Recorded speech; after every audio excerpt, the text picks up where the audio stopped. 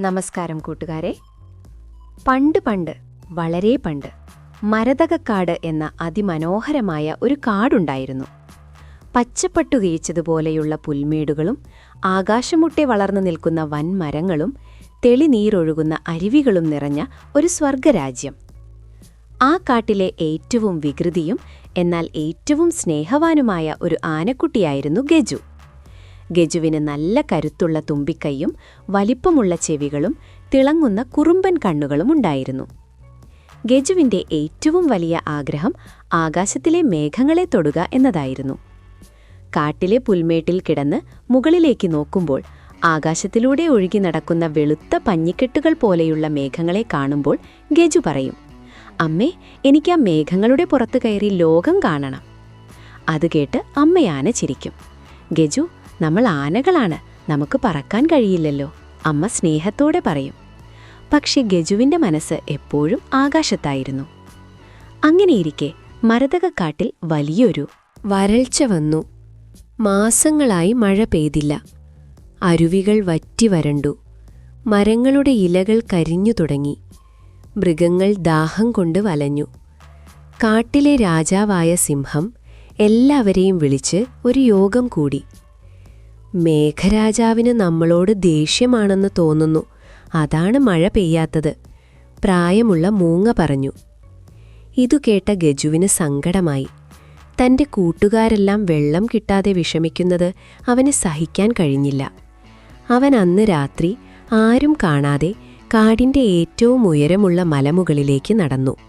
അവിടെ ചെന്ന് ആകാശത്തേക്ക് നോക്കി അവൻ ഉറക്കെ വിളിച്ചു പറഞ്ഞു, "മേഘരാജാവേ, ഞങ്ങൾക്ക് ദാഹിക്കുന്നു, ദയവായി മഴ തരുമോ?"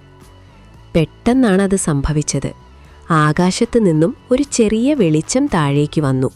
അതൊരു വെള്ളി നക്ഷത്രം പോലെ തിളങ്ങുന്ന ഒരു ചെറിയ മേഘത്തുമ്പിയായിരുന്നു.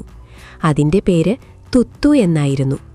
തുത്തു പറഞ്ഞു, "ഗജു, മേഘരാജാവിന് നിങ്ങളോട് ദേഷ്യമൊന്നുമില്ല. പക്ഷേ മേഘകൊട്ടാരത്തിലെ മഴയന്ത്രം ഒരു വലിയ കരിമ്പാറ വീണ് അടഞ്ഞുപോയി. അത് നീക്കാൻ അവിടെ ആർക്കും കഴിയുന്നില്ല. നിന്നെപ്പോലെ ശക്തനായ ഒരാൾക്കേ അതിന് കഴിയൂ. പക്ഷേ എനിക്ക് പറക്കാൻ കഴിയില്ലല്ലോ," ഗജു ചോദിച്ചു. തുത്തു ചിരിച്ചുകൊണ്ട് തന്റെ കയ്യിലുണ്ടായിരുന്ന മാന്ത്രിക പൊടി ഗജുവിന്റെ മേൽ വിതറി. നിമിഷനേരം കൊണ്ട് ഗജുവിന് ഭാരം കുറഞ്ഞതുപോലെ തോന്നി. അവന്റെ കാലുകൾ നിലത്തുനിന്നും ഉയർന്നു. വിശ്വസിക്കാൻ കഴിയാത്ത അത്ഭുതം! ഗജു ആകാശത്തേക്ക് പറക്കുകയാണ്. കാറ്റവനെ തഴുകി. താഴെ കാട് ഒരു ചെറിയ പൊട്ടുപോലെയായി. അവർ മേഘപാളികൾക്കിടയിലൂടെ പറന്നുയർന്നു. ഒടുവിൽ അവർ മേഘകൊട്ടാരത്തിലെത്തി. അത് വർണ്ണിക്കാനാവാത്തത്ര മനോഹരമായിരുന്നു. മഞ്ഞുതുള്ളികൾ കൊണ്ട് നിർമ്മിച്ച മതിലുകൾ, മഴവില്ലുകൾ കൊണ്ട് നിർമ്മിച്ച പാലങ്ങൾ, എങ്ങും സ്വർണ്ണ നിറത്തിലുള്ള പ്രകാശം. അവിടെ മേഘമനുഷ്യർ സങ്കടത്തോടെ നിൽക്കുന്നുണ്ടായിരുന്നു. മേഘരാജാവ് ഗജുവിനെ കണ്ടപ്പോൾ അത്ഭുതപ്പെട്ടു. "ഭൂമിയിൽ നിന്നൊരാനക്കുട്ടിയോ? നിനക്ക് ഞങ്ങളെ സഹായിക്കാൻ കഴിയുമോ?" രാജാവ് ചോദിച്ചു. തുത്തു ഗജുവിനെ മഴയന്ത്രത്തിനടുത്തേട്ട് കൊണ്ടുപോയി. അതൊരു വലിയ സ്വർണ്ണചക്രം ഘടിപ്പിച്ച യന്ത്രമായിരുന്നു. പക്ഷേ ഒരു വലിയ കരിമ്പാറ അതിനിടയിൽ കുടുങ്ങി യന്ത്രം അനങ്ങാത്ത അവസ്ഥയിലായിരുന്നു. മേഘസൈനികർ അത് തള്ളി നീക്കാൻ നോക്കിയിട്ടും നടക്കുന്നില്ല. ഗജു ആ പാറയുടെ അടുത്തേക്ക് ചെന്നു. അവൻ തന്റെ തുമ്പിക്കൈകൊണ്ട് ആ പാറയിൽ ചുറ്റിപ്പിടിച്ചു. എന്നിട്ട് സർവശക്തിയുമെടുത്ത് വലിക്കാൻ തുടങ്ങി. ഹൂം ഹൂം! ഗജുവിന്റെ ശ്വാസം ഉച്ചത്തിലായി. പാറയ്ക്ക് വലിയ ഭാരമായിരുന്നു. താഴെ തന്റെ കൂട്ടുകാർ വെള്ളം കിട്ടാതെ വിഷമിക്കുന്നതോർത്തപ്പോൾ ഗജുവിന് എവിടെ നിന്നോ വലിയൊരു ഊർജം ലഭിച്ചു. "മാറി നിൽക്കൂ!" ഗജു വിളിച്ചു പറഞ്ഞു. അവൻ ആഞ്ഞു പിടിച്ചൊന്ന് തള്ളി. വലിയൊരു ഇടിമുഴക്കത്തോടെ ആ കരിമ്പാറ തിറച്ചുപോയി. പെട്ടെന്ന് സ്വർണ്ണചക്രം കറങ്ങാൻ തുടങ്ങി. ആ നിമിഷം തന്നെ യന്ത്രത്തിൽ നിന്നും തണുത്ത വെള്ളം ചീറ്റാൻ തുടങ്ങി.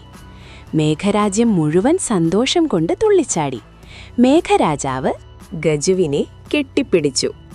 "നന്ദി ഗജു, നീ ഞങ്ങളുടെയും ഭൂമിയുടെയും രക്ഷകനാണ്," അദ്ദേഹം പറഞ്ഞു. അതാ താഴെ മരതകക്കാട്ടിൽ മഴ പെയ്യാൻ തുടങ്ങി. മൃഗങ്ങളെല്ലാം സന്തോഷം കൊണ്ട് നൃത്തം ചെയ്തു.